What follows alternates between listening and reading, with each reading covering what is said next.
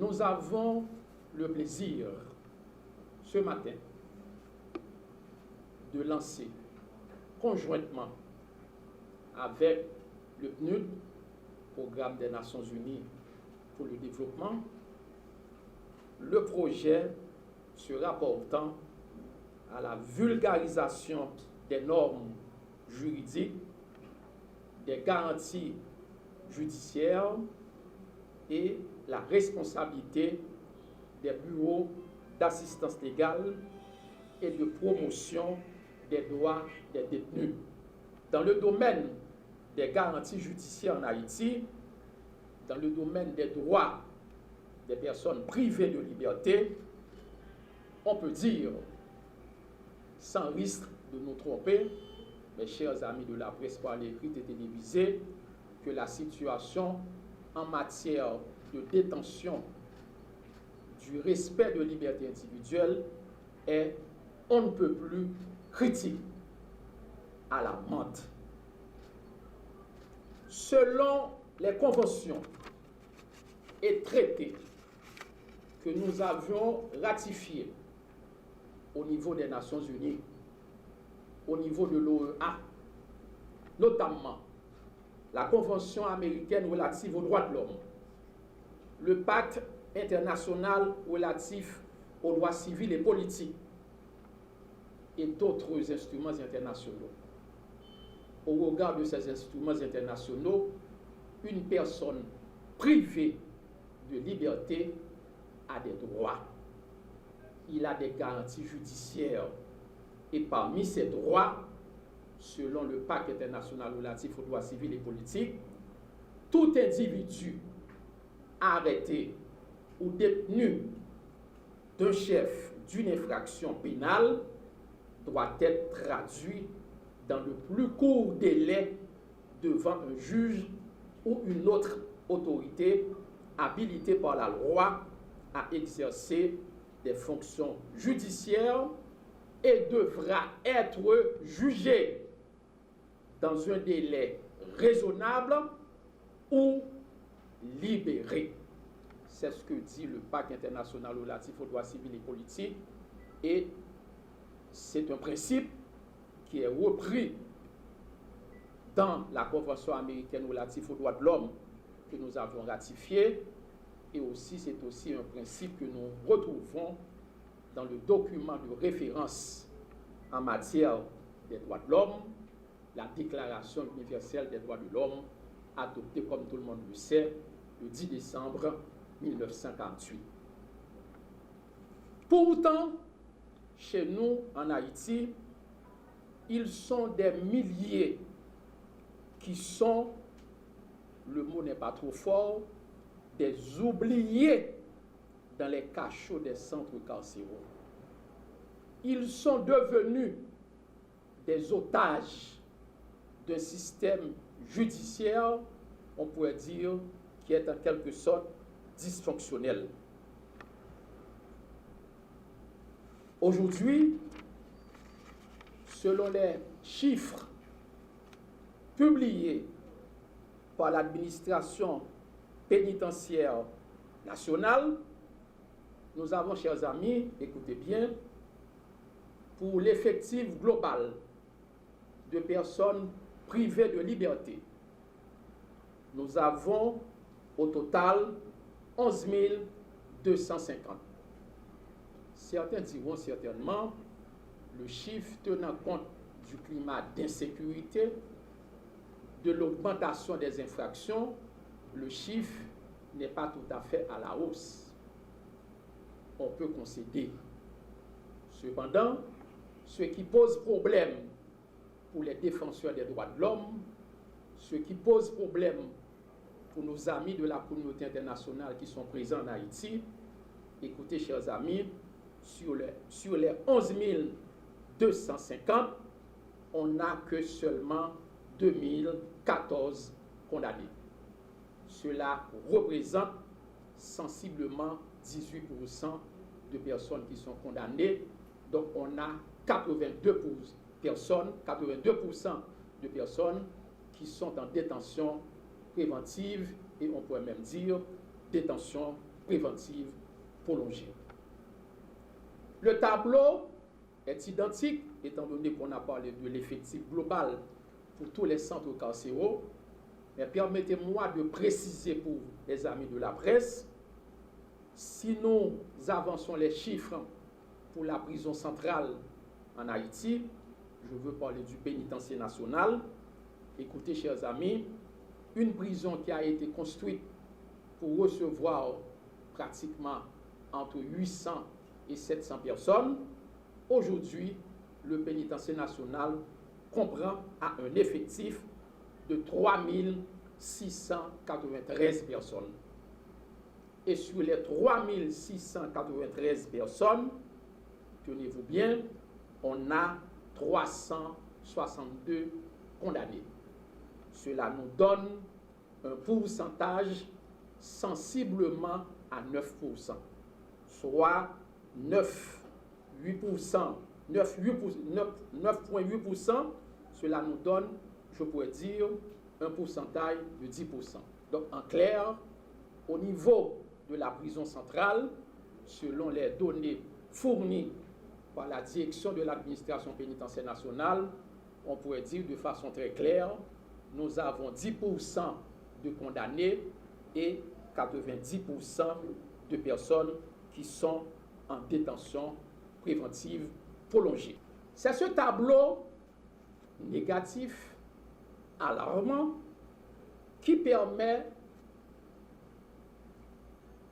d'avancer. Aujourd'hui que, selon certains observateurs, selon certains enquêteurs, selon certains experts qui ont travaillé sur la problématique de la détention préventive prolongée, tenez-vous bien, ils avancent que chez nous, en Haïti, parfois, il faut payer pour envoyer quelqu'un en prison. Tout comme il faut payer de l'argent pour le faire sortir de la prison. D'autres vont beaucoup plus loin, peut-être à tort ou bien à raison, pour comparer le système judiciaire comme un marché où tout se vend et tout s'achète. Moun qui n'a pas aucune charge qui est retenue contre eux, qui a fait la prison préventive, il faut que le tribunal tende yo. Moun qui déjà purgé peine yo, qui retourne dans la prison, peut-être parce que vous pour verser une monnaie quelconque, il faut que vous permettez moun sa ou recouvrer liberté yo. Mais moun tout qui en a fait avec la justice, qui a fait viol sous femme, qui a fait viol sous ti moun, qui a tué policier, qui a attaqué moun, qui a fait kidnapping, il faut que la police, avec la justice, marre moun sa yo, mette en dans prison et juge yo pour capable dar exemple dans la société. C'est avec plaisir que je prends la parole aux côtés des responsables de l'Office de la protection du citoyen et de la citoyenne, de l'administration pénitentiaire et vous tous ici présents, acteurs incontournables de la promotion et de la protection des droits de l'homme. Nous procédons ce matin au lancement des activités de vulgarisation des droits des détenus et des mécanismes de protection des dits droits à travers les bureaux d'assistance légale et les cliniques juridiques.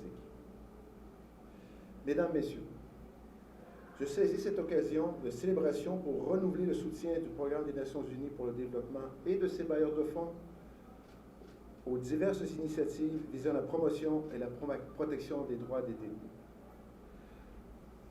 Permettez-moi de vous rappeler que le taux de détention préventive, et cela a été souligné de façon très éloquente par le directeur de la protection de l'OPC, que du taux de détention préventive au niveau national frise les 82%. Que la situation des femmes et des filles au pénitencier de Cabaret en termes de suivi judiciaire n'a pas évolué depuis plusieurs années.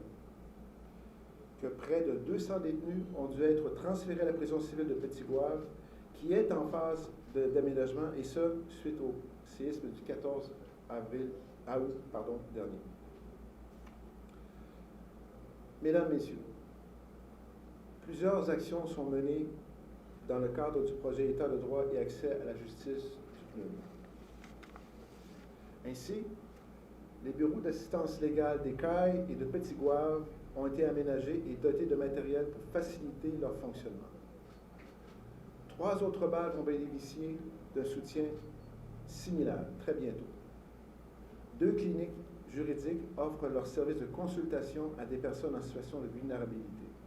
Il s'agit de la clinique de l'école du barreau de Port-au-Prince et celle de l'Université intégrée de la Caraïbe située au Caille. Une 3e clinique juridique est sur le point de voir le jour. Les cliniques interviennent à la source en sensibilisant la population sur ses droits et devoirs afin de faciliter des résolutions aimables et pacifiques des conflits. Mesdames, Messieurs, au nom du PNUD, je tiens à remercier toutes celles et tous ceux qui ont assuré la réalisation de ce lancement. J'adresse de plus nos plus vifs encouragements au protecteur et à son équipe dynamique qui œuvrent au respect des engagements de l'État en matière des droits humains et à la protection de tout individu contre les abus et violations des droits. Il y a environ 4 mois depuis que l'Office de la protection du citoyen et de la citoyenne a signé un protocole d'accord avec le Programme des Nations Unies pour le développement, le PNUD, dans le cadre du projet Accès à la justice financé par les fonds pour la consolidation de la paix. Ce projet permettra à l'OPC, conformément à sa mission, de développer des stratégies de vulgarisation des normes juridiques nationales et internationales portant sur les garanties judiciaires. Il s'agira notamment de procéder à l'organisation d'activités de sensibilisation et d'information sur les droits des accusés, les droits des victimes, la loi sur l'assistance légale, le rôle et la responsabilité de Novobal et les cliniques juridiques. Ce projet prévoit également la conception et l'impression de matériel détaillant et vulgarisant les mécanismes et procédures de dépôt des plaintes auprès des différentes institutions, incluant OPC, les Novobal, les cliniques juridiques. Les instruments développés seront disponibles et mis à la disposition des organisations de la société civile intervenant dans la chaîne pénale. Mesdames et messieurs, la promotion des droits des détenus sera assurée aussi à travers des activités de formation en étroite collaboration avec la direction de l'administration pénitentiaire qui constitue un acteur incontournable dans ce secteur.